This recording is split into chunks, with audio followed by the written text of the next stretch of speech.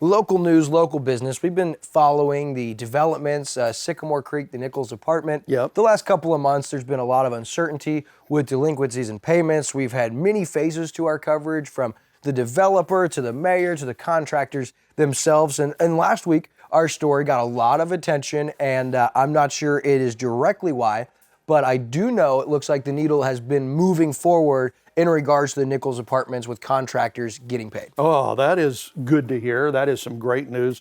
And we talked about it last week. And I mean, we got a lot of response, both social media and the mayor talked about it and everything.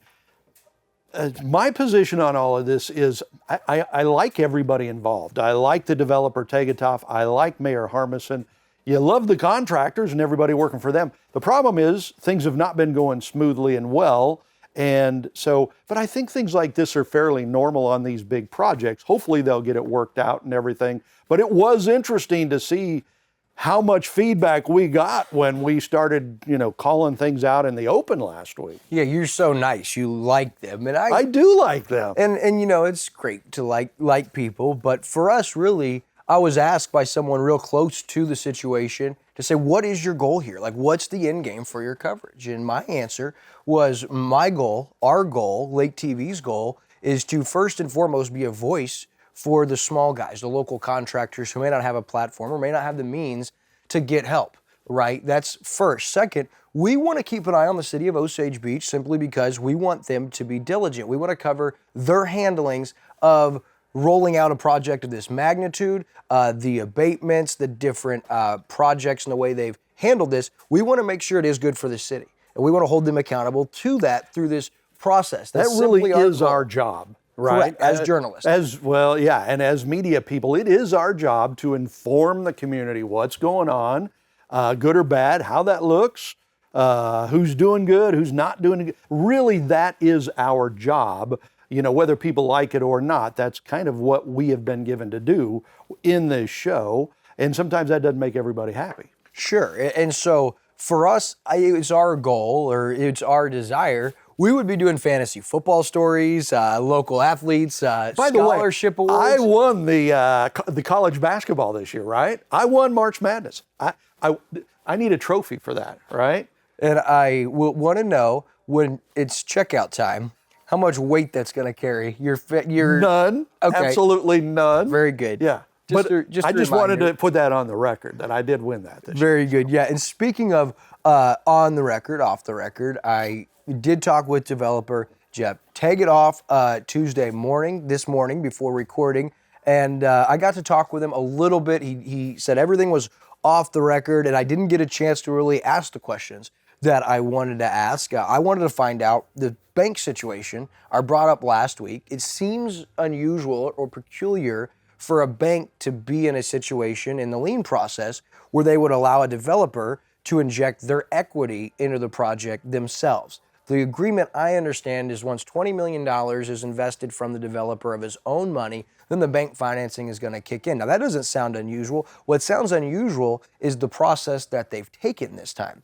My understanding is developer Tegetoff is injecting that $20 million into the project by paying developers and contractors and things of that nature. But I would understand or believe the bank would want lien position. They would say, okay, you inject the $20 million of your sweat equity to us directly. We will disperse that and oversee that to make sure everything is legit and good and you have the means to do that. Now that we know that and things are on the right track, now it's time for our financing to kick in and take care of the rest so we can get to the closing table, we can complete the project. Now, that's not what it appears the case is here, and so I didn't get to ask that question. But because the contractors had reached out and people had been asking questions, the community had been vocal about it, I continued to be diligent, and I did even speak with Chad Nugent with Thomas Construction, the lead developer, the lead, I guess you would say, the contractor on the project, the one who's hiring all the subcontractors and overseeing the project. And he was able to say that there was a large amount dispersed Thursday or Friday of last week. Wow, that's as our great. Story. And he said for the first time in a while, or the contractors as a whole said they got to actually meet with developer Tegetthoff personally, and he explained the process, where he was at. And all the contractors were in unison. You know, they've not been paid in full, but they said, we did appreciate him communicating with us, explaining the delinquencies, and he injected more of his own money to make these initial payments and try to get caught up. I didn't get an amount. I don't know what anybody is owed. I know there were a few amounts that were over $500,000 for the smaller subcontractors. I would imagine the amount owed to the general contractor would be much more substantial, but I wasn't shared those figures. I wasn't given those, and I can't speculate, but I can say a large amount was paid, and now the contractors and the general contractor, Thomas Construction, says they see this as a means to hopefully move forward and see this project to completion. But again, speaking with developer Tegetthoff, it was completely off the record. And again, I didn't get any of those questions answered. None of those questions were answered. And I still have not gotten to speak with Mayor Michael Harmison. I did get a text. He didn't love our coverage last week. He felt blindsided by that. He did use a lengthy amount of his time at Thursday's Board of Aldermen meeting to address that. He never mentioned you or I by name. He did mention a couple of the comments that were made that are now being used against him. But I have yet to hear back from Mayor Harmison, and I do want to indicate and let the record show, I did reach out and invite Mayor Harmison to appear this morning on Cup of Coffee, and since he didn't like our coverage and he felt like I was being untruthful, as he claimed in some of his statements at the Board of Aldermen meeting, I said, hey, I'd really love to have this conversation with you. Let's get to the bottom of this, but let's do it with the community watching.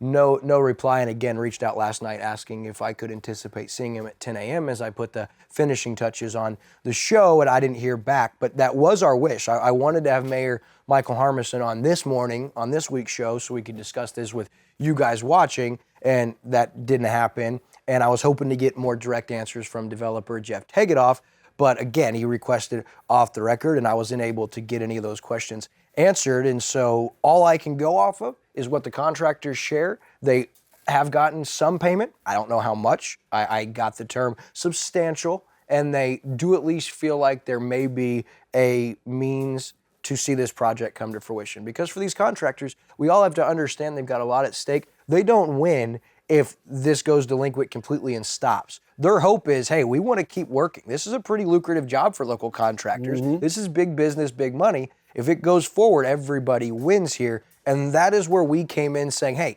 they feel like they're out of options. So we do our story. We get a lot of attention, a lot of coverage. And hey, what do you know? There's been a payment made to contractors. So we'll take that as a small victory for the contractors. And we hope to see this project come to fruition. I did want to say, really appreciate Chad Nugent. I hadn't spoke with him yet. I had reached out on Facebook, and he said, hey, I'm not a Facebook guy. I really apologize. I never saw your messages. I didn't get to see a lot of your guys' coverage. He said, but thank you. And, please, I'll keep you posted on everything moving forward. He said, but understand, we appreciate what Tegetthoff did by meeting with us and getting us this chunk of money, and we want to see this move forward. They don't want to see anybody get slinged through the mud. They don't want to see anything negative happen. They win when this goes forward and everybody gets paid in full. Yeah, absolutely.